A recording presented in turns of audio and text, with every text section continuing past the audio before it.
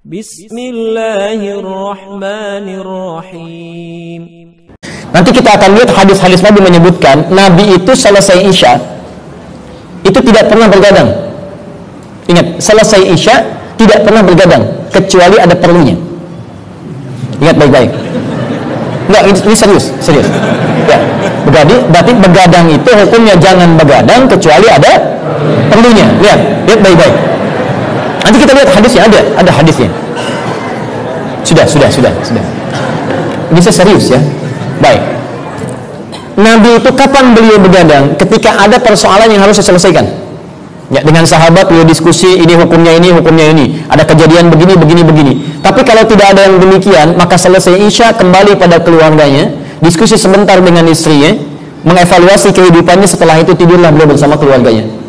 Kalau Isya selesai misal jam 8, beliau diskusi taruhlah setengah jam dengan zikirnya misalnya jam 9, taruhlah jam 9 kurang seperempat, 9 tambah 5 berapa? Baik, 14 ambil jam 2, maka bangunlah kisaran jam 2 Rasulullah SAW. Kalau hitungan jam kita sekarang lebih sedikit, mungkin tambah sedikit setengah jam, sekitar setengah 3 biasanya, maka antara jam 2 setengah 3.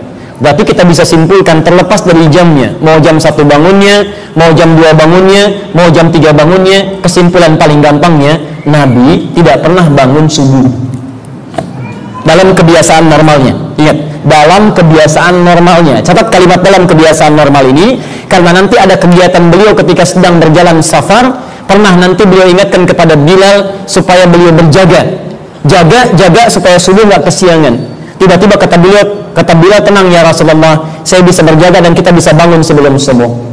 Kata Nabi, tetap kamu jaga. Kata Bilal, saya tidur ya Rasulullah, saya bangun sebelum subuh.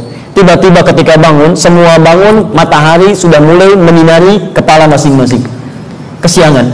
Maka bangunlah Nabi SAW mengatakan, wailak ya Bilal, celaka kamu Bilal, katanya mau jaga, sekarang kesiangan. Maka Nabi perintahkan, jangan ulangi seperti itu lagi, bermohon kepada Allah dengan baik. Nabi perintahkan semua berwudu, kemudian setelah itu Bilal azan, kemudian menunaikan salat sunnah 2 rakaat, setelah itu iqamat dan menunaikan salat subuhnya. Ya, kenapa Nabi kemudian ditetapkan oleh Allah bangun melewati masa yang telah ditetapkan dari subuhnya? Lihat, mudah bagi Allah membangunkan Nabi sebelum subuh dan mengerjakan salatnya.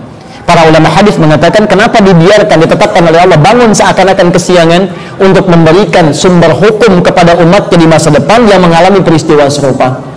Sebab kalau tidak ada kejadian demikian, mustahil umatnya bisa mendapatkan bagian dari tuntunan hukumnya. Tapi ini bukan dijadikan alasan bahwa Anda boleh bangun kesiangan. Jelas ya? Kenapa kesiangan? Sunnah Nabi. Oh, hati-hati. Jelas ya?